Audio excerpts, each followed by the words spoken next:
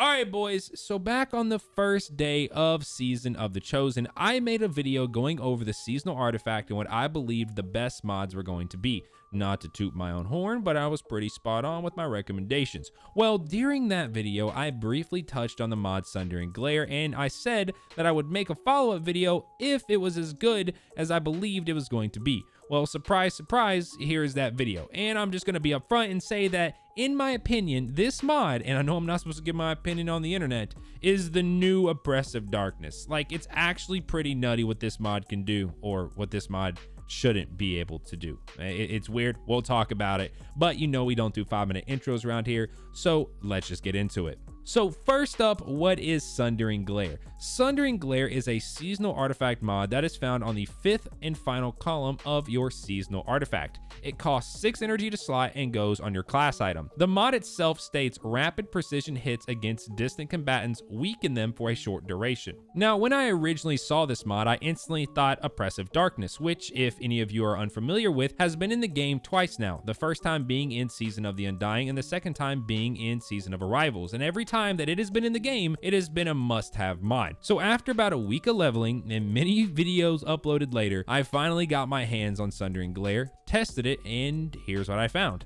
All testing was done in the Conflux Lost sector on Nessus using what I believe to be named Carl as the main test subject.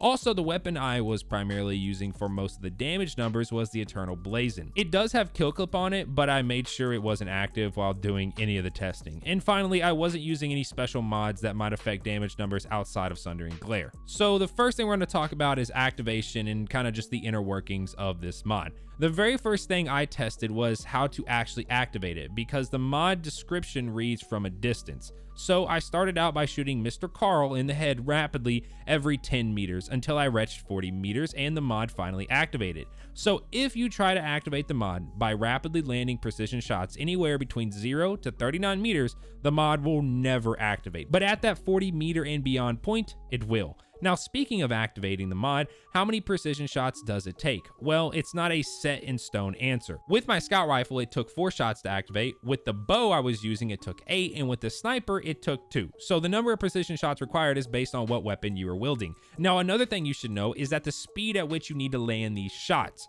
After your first shot, you have about 1 to 2 seconds to follow up with another shot, and then so on and so forth for all those shots to be counted when it comes to activating the mod. If you let too much time go in between each shot that you take, well, it'll just reset and you'll have to do it all over again. Also, let's say you're using a scout, because the scouts take 4 shots to activate this mod, and you land 2 precision shots on one enemy, then quickly switch to another enemy to land the final 2 shots to activate the mod. That will not work. All shots required for activation must be on a single enemy. Now, how do you know that the mod is activated? Because there actually isn't like a pop-up in the bottom left of your screen, because it's not a buff, it's a debuff, and it's weird. The Sundering Glare user who is applying this debuff upon the mod activating will notice their weapon for a brief second light up blue. Think of when your gun glows when you activate kill clip. Your teammates, on the other hand, will have no on-screen notification whatsoever. Their damage will just go up. And the final thing to know about activation is that the debuff lasts about 12 seconds and cannot be immediately reactivated. There's about a 5-ish second cooldown window. Now let's talk damage. I was hitting Carl in the head with my Eternal Blazon for 2,746 damage a shot, with no other outside damage buffs or debuffs applied. So 2,746 is our base. Then, when Sundering Glare activated, I began doing 3,295. So, Sundering Glare is a 20% damage debuff.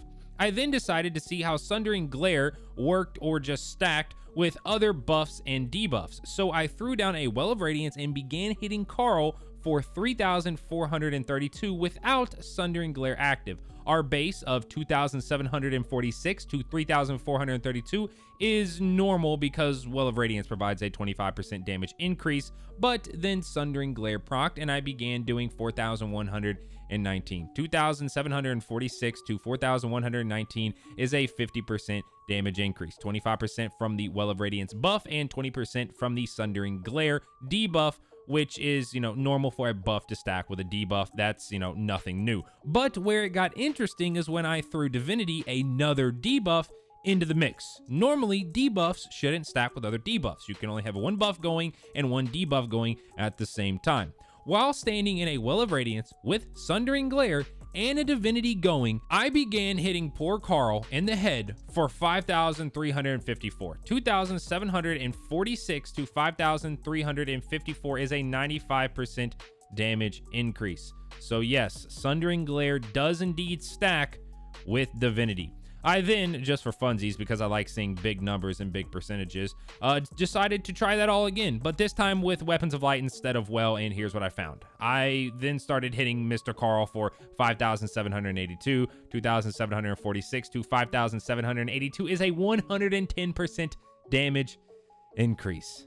Yeah, so Divinity and Sundering, they stack. Now, the craziest thing about all of this is when you stack everything that I just mentioned above with a GFUEL, which code myfi will get you 30% off right now. At that point, you're getting like a million trillion bajillion extra damage, and the girl of your dreams is gonna hit you up with that 2 a.m. yo you up text. All right, I'm joking. GFUEL doesn't actually give you like a million trillion bajillion extra damage. Okay, that was a joke. Now, another thing you should know, getting back to all seriousness, because I talked about Titan and Warlock supers, is that Sundering Glare does not work with Tether. Let me explain. Both are debuffs, so them not stacking is normal, but the game should take the highest debuff, that being Tether at 30%, and as we all know, Sundering is 20, but it takes Sundering Glare instead. Sundering Glare just blocks Tether, so don't even bother trying to use Tether with this. Now, where it gets even more interesting is when someone that has the Sundering Glare perk on is also using Divinity. A Divinity user can proc Sundering Glare by continuing to shoot their own Divinity crit with their own Divinity. This essentially is going to make Divinity a 50% damage debuff until the end of the season. Because why would you have one person running Divinity and one running Sundering when you can just have it all in one, you know?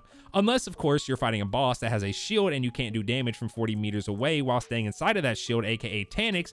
But this is where it gets even more interesting. I know I've said that like 4 times, but seriously. If you are fighting Taniks and you have someone step outside of the shield, go about 40 meters back, and start shooting Taniks with Sundering Glare on, even though they will be getting immune hit markers because they're outside of the shield, Sundering Glare will still activate. That person can then just run back in the shield, because remember, once Sundering Glare has activated, you don't need to keep shooting because it's going to last for 12 seconds from the time of activation, and then that person can just keep doing damage with the rest of their team. Now, the whole hitting immune things isn't really that surprising, as we've seen the same thing with the perk One for All that has you hit 3 separate enemies within a short period of time. If one of those 3 enemies, or if just all of those 3 different enemies are immune, well, it still counts as you hit them, and your One for All will still activate. So it's not that surprising, but I thought I'd still mention it. All in all, Sundering Glare is an absolute must-have, especially if you do anything that requires Divinity, which is pretty much any high-level in-game activity. Now, sadly, I do believe that this is a bug because Sundering Glare is not stacking with any other debuff in the game. Hey, maybe it's intentional, maybe not. But one thing I do know is that the mod is definitely worth one of your artifact unlocks. And there we go. That is Sundering Glare, the new oppressive darkness, but in my opinion, even better, because it doesn't require you to run a void class. And with how many titans are thunder crashing through the air doing 700,000 plus damage to a boss, I'm pretty sure none of them actually want to run bubble anymore. Now, before you head out, let me know in the comments section if you think the whole Divinity stacking with Sundering is a bug, and if so, do you think Bungie will fix it or just leave it in? I personally think it's a bug, but I really don't see them fixing it. And in before, as soon as this video comes out, they announce that they fix it. That would make me upset. With all that being said, if you enjoy my videos or have ever found them useful, then feel free to subscribe. I really don't have anything else to plug, so follow my Twitter, I guess. I mainly just shitpost and tweet whenever I post videos on here. So yeah, if you enjoyed the video and you want to see more, then drop a like, and I will catch you all in the next one. Peace.